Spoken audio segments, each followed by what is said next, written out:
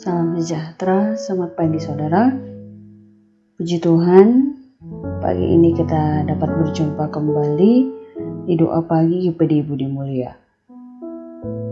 Sebelum kita mendengarkan firman Tuhan, kita awali dengan berdoa. Mari kita berdoa. Bapa yang baik, terima kasih. Kami mengucap syukur pagi hari ini. Tuhan sudah memberkati kami sepanjang malam, sehingga pagi hari ini kami boleh bangun dan kami boleh Tuhan izinkan untuk bisa menikmati hari yang baru, sukacita yang baru, tentu juga berkat yang baru bersama dengan Tuhan. Terima kasih Tuhan Yesus, kami mengucap syukur buat segala kasih setia Tuhan yang begitu besar dan selalu baru buat setiap kehidupan kami. Bapak, sebentar kami mau mendengarkan firman-Mu. Berfirmanlah Engkau bagi setiap kami. Kami siap untuk menyambut kebenaran firman-Mu pada saat pagi hari ini. Kami siapkan seluruh hidup kami, biar firman-Mu yang bekerja lebih dahsyat dan luar biasa dalam hidup kami. Dalam nama Tuhan Yesus. Haleluya. Amin. Puji Tuhan, firman Tuhan pagi ini Ulangan 10 ayat yang ke-21. Demikian firman Tuhan.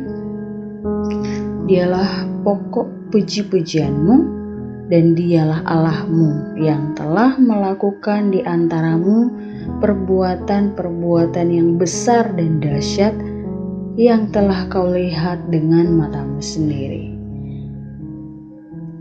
Saudara, kalau kita baca mulai dari ayat 12 sampai 22, ini tentang latar belakang kemarahan Allah yang besar karena ketidaksetiaan bangsa Israel kepada Allah yang dilakukan secara berulang-ulang.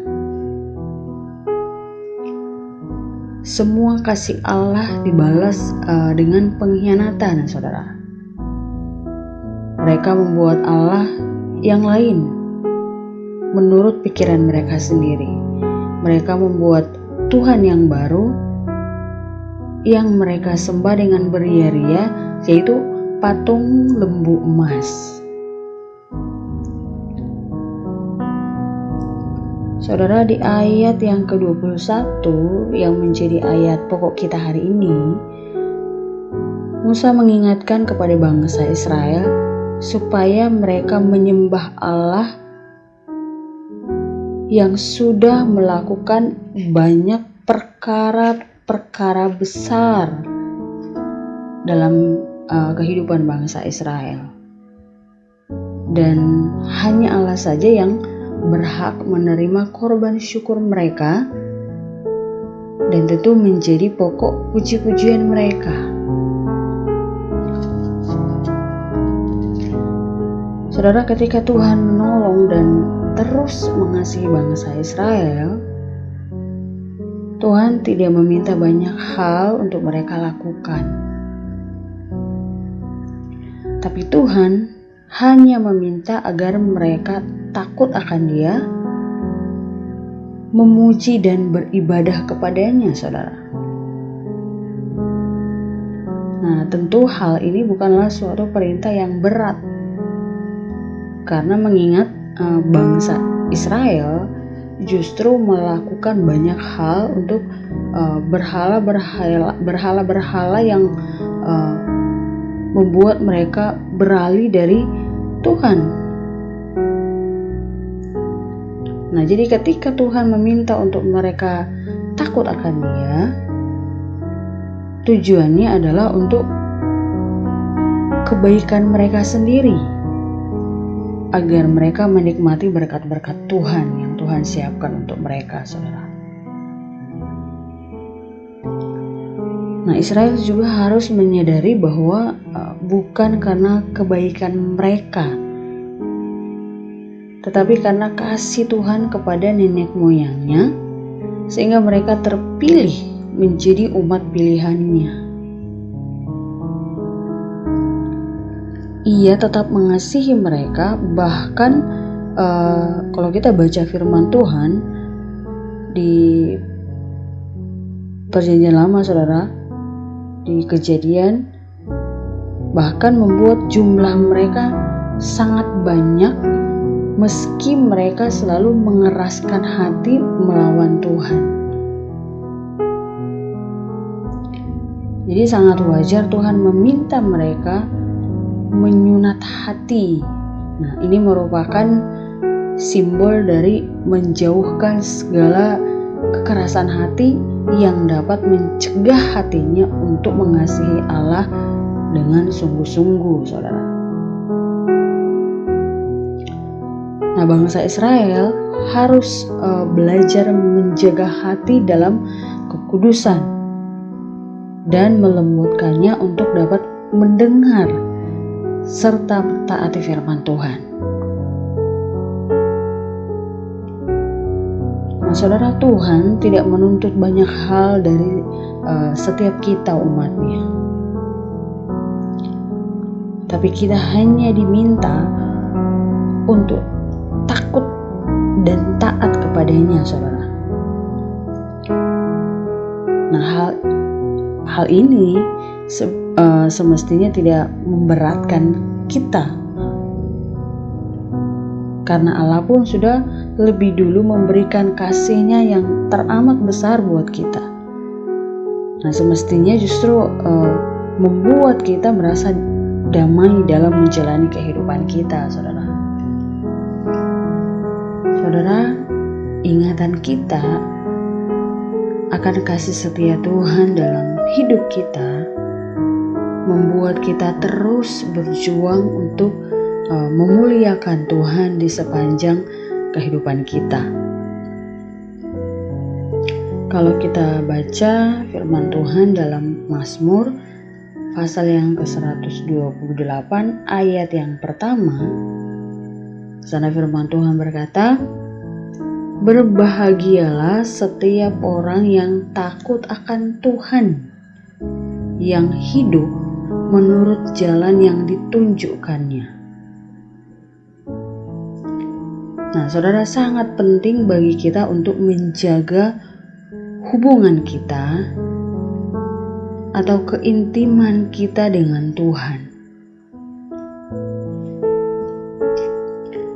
Jangan kita biarkan permasalahan hidup kita, pergumulan-pergumulan dan berbagai kesulitan hidup yang kita alami, saudara, menjauhkan kita dari kasih yang mula-mula kepada Tuhan. Karena terkadang dengan berjalannya waktu dan dengan banyaknya mungkin masalah-masalah yang kita hadapi, sehingga tidak sedikit dari kita umat Tuhan yang justru kehilangan kasih mula-mula kepada Tuhan. Kasihnya mulai tawar, yang tadinya rajin beribadah, rajin ikut persekutuan doa, bahkan mungkin sudah ikut dalam melayani Tuhan, lama-lama satu persatu mundur, saudara.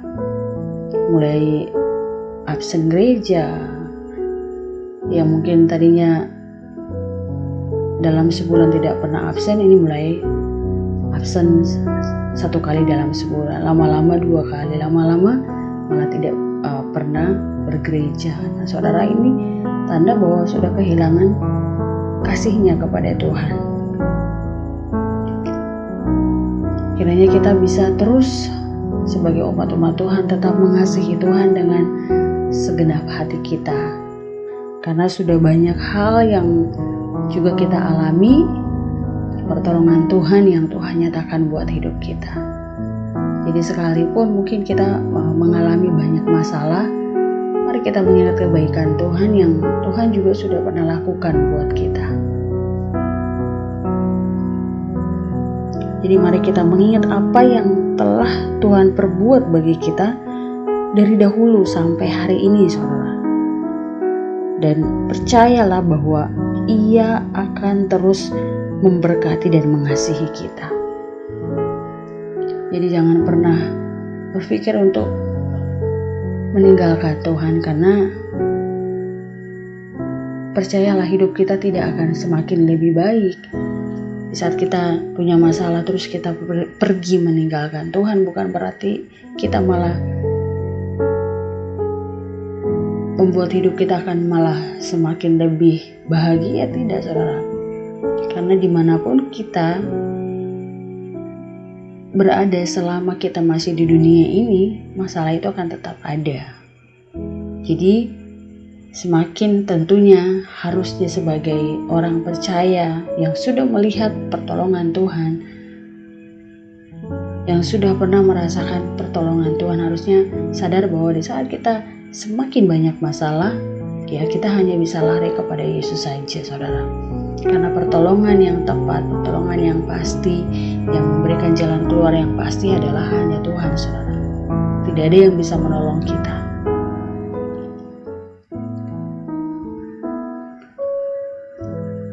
Jangan sampai kita seperti bangsa Israel, sudah banyak melihat pertolongan Tuhan, tapi justru membuat Tuhan kecewa. Kiranya kita menjadi umat-umat Tuhan yang tetap setia kepada Tuhan. Tuhan tidak meminta banyak hal dari kita, saudara, dan Tuhan tidak meminta sesuatu yang tidak bisa kita lakukan. Tuhan hanya meminta kita, kalau kita dengar firman Tuhan hari ini, Tuhan inginkan kita tetap taat, setia beribadah kepada Tuhan. Karena hanya Dialah pokok puji-pujian kita, saudara. Tidak ada yang lain. Jangan sampai ada Allah yang lain dalam hidup kita. Tuhan kiranya menolong kita, memampukan kita untuk merenungkan setiap firman Tuhan dan melakukan setiap firman Tuhan dalam setiap hati kita. Mari kita sama-sama belajar untuk melakukan setiap firman yang kita sudah dengar, kita sudah ketahui, untuk dapat senantiasa lebih lagi kita terapkan dalam hidup kita, sehingga firman Tuhan lebih lagi berkuasa untuk mengubah hidup kita semakin lebih lagi berkenan di hadapan Tuhan. Tuhan kiranya menolong kita dan menyertai kita di sepanjang hari ini, saudara, dalam segala aktivitas kita.